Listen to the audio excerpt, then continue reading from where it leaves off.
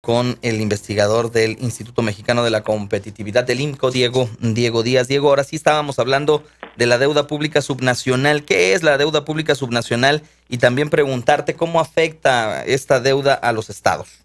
Claro, mira, la deuda pública subnacional son precisamente las obligaciones que adquieren los gobiernos municipales, ya sea con la banca comercial o la banca de gobierno, para hacer frente a compromiso, a pago de inversión pública productiva en principio, y por subnacional nos referimos a los estados y municipios del país.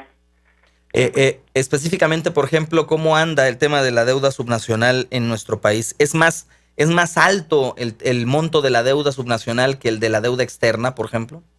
No, definitivamente la deuda subnacional representa apenas una fracción del endeudamiento que ha adquirido, por ejemplo, el gobierno federal. Si comparamos la deuda subnacional como porcentaje del PIB, esta apenas representa el 2.9%, lo cual es una cifra bastante moderada, aun cuando en términos absolutos ya ronda los 530,000 millones de pesos a junio de 2013.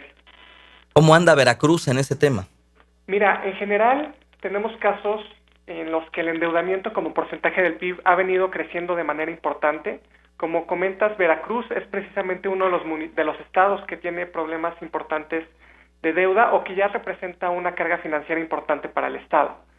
Veracruz tiene al 30 de junio de 2016 una deuda de 41.8 mil millones de pesos. Es una cifra ya relevante, se ubica en la tercera posición en términos de deuda, en términos absolutos de deuda, y bueno, su tasa de crecimiento ha sido bastante acelerada en los últimos años, al igual que estados como Chihuahua o Quintana Roo, que son administraciones salientes y que durante las administraciones que van a salir este año han aumentado de manera significativa su deuda. A ver, Diego, ¿quiénes ocupan las 5 primeras posiciones en esto de la deuda subnacional, hablando de entidades federativas? Mira, en términos per cápita, lo ocupan las posiciones, lo ocupan los estados de, Chihuahua, Sí. Veracruz, Nuevo León, Quintana Roo y Coahuila. Okay. Son los más endeudados del país en términos como porcentaje del PIB, que es la métrica a partir de la cual podemos medir más o menos la sostenibilidad de las finanzas públicas de los estados. También preguntarte, habla la deuda subnacional de las entidades federativas, pero también de sus municipios. ¿Qué municipios del país se encuentran más endeudados? ¿Cuál es el que presenta pues un mayor foco de rojo, de alarma, no? Claro, mira, un dato importante que creo que vale la pena comentar es que hace una década solamente 530 municipios tenían contratada deuda. Ahora, una década después, al segundo trimestre de 2016, observamos que ha aumentado ya de 500 a 835 los municipios que tienen deuda, y prácticamente los saldos promedios se han duplicado también en este periodo. En 2006 el saldo promedio era de 23 millones de pesos, ahora es de 56 millones de pesos. Esto refleja un poco el mayor acceso al mercado de deuda pública por parte de los municipios. Sí. Y que sigue siendo, a pesar de que se ha aumentado el número de municipios con acceso a este mercado, sigue siendo el fenómeno de la deuda municipal un fenómeno altamente concentrado. Podemos ver que los 20 municipios más endeudados en este momento concentran casi la mitad de la deuda pública total a nivel municipal.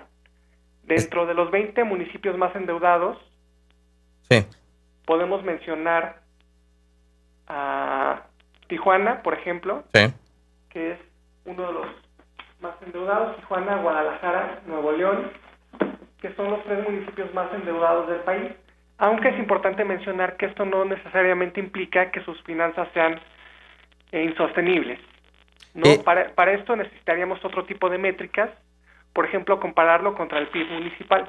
Desafortunadamente no tenemos datos oficiales, el INEGI no publica el PIB oficial, a diferencia de lo que hace para el caso estatal. Entonces, podemos ver su evolución, sus montos, pero sí aclarar que esto no significa que estén contratando, que estén sean sus finanzas públicas insostenibles. Dentro de los municipios, de estos 20 primeros municipios más endeudados del país, pues Veracruz tiene, te preguntaría, ¿tiene alguno? Porque tiene el mayor número de municipios de nivel medio, municipios de nivel medio donde la población pues es considerable, ciudades medias clasificadas así por el INEGI. ¿Cuántos de estos municipios son veracruzanos? Solamente uno, que es Coatzacoalcos, sí, que tiene un monto de deuda de 515 millones de pesos, y que respecto del año anterior, respecto de junio de 2015, sí, vemos que baja en 29 millones. Este es el único municipio de Veracruz que aparece precisamente dentro de estos primeros 20 municipios más endeudados, aunque seguramente hay municipios que están también con niveles importantes de deuda, aunque no aparecen precisamente dentro de los más endeudados. Con la nueva ley de fiscalización y bueno, sobre todo que se está aplicando a nivel nacional este sistema de aplicación de transparencia y de manejo correcto de las finanzas públicas, los cambios en la contabilidad gubernamental emprendidos también en estas leyes y estas reformas, ¿hay alguna especie de candado para impedirles ya a los gobiernos, tanto estatales como municipales, que se sigan endeudando?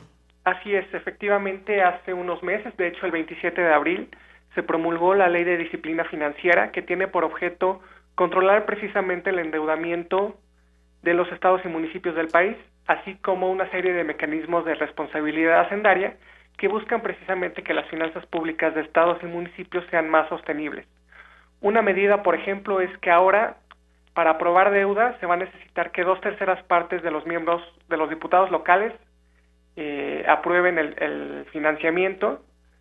También esta ley contempla mecanismos de transparencia. Por ejemplo, ahorita se planea la creación de un registro público único en el que se van a documentar y se va a tener el registro de ahora sí todas las contrataciones de deuda de todos los municipios y todos los estados del país, algo que a la fecha no se tiene. De hecho, estos datos de los que te estoy comentando sí, son únicamente una fracción del total, porque la Secretaría de Hacienda y Crédito Público, que es donde nosotros tomamos estos datos, sí, no reporta la totalidad de la deuda subnacional. De hecho, un estudio de la Auditoría Superior de la Federación de 2011 sí, establece que la deuda no reportada, la deuda de la que Hacienda no tiene registro, asciende a más de 50,000 millones de pesos. Esto para diciembre de 2011, seguramente esa tendencia se ha mantenido a la fecha. Pues preguntarte también cómo mejorar estos mecanismos, porque la opacidad por parte de algunos estados sigue siendo un factor fundamental, aun cuando la Secretaría de Hacienda reporta estas cifras, pues aquí en las entidades federativas en donde se tienen los problemas, los señalamientos de la deuda, específicamente, por ejemplo, por instituciones como la Universidad Veracruzana, a través del Observatorio de las Finanzas Públicas, advierten que la deuda del Estado llega ya a los 170,000 millones de pesos. Claro, este es precisamente lo que te comentaba, que Hacienda únicamente registra cierta deuda y que son los datos oficiales, pero detrás hay una cantidad de deuda que ya sea por problemas de definición o problemas de regulación no se está reportando.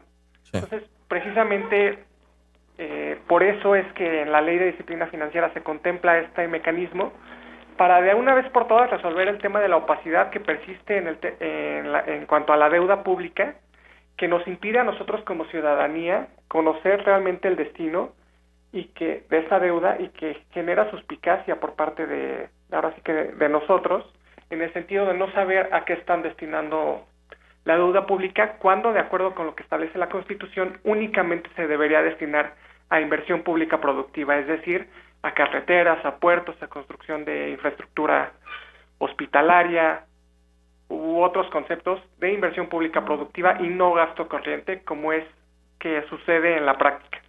Pues te agradezco, Diego Díaz, investigador del Instituto Mexicano de la Competitividad, el IMCO, por darnos estas cifras y por darnos a conocer cuáles son las entidades federativas con mayor problema de endeudamiento. Muchas gracias. A ti, Luis, muchas gracias. Gracias.